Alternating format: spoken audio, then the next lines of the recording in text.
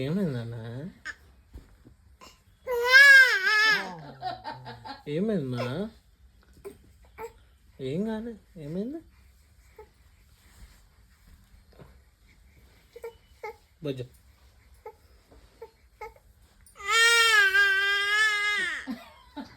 దేనికమ్మా? ఎవరమ్మా? ఎవరు నాన్న బంగారు? నాన్న బంగారం ఏం లేదు. అమ్మో నీళ్ళు వచ్చేసినాయి. ఎత్తుకో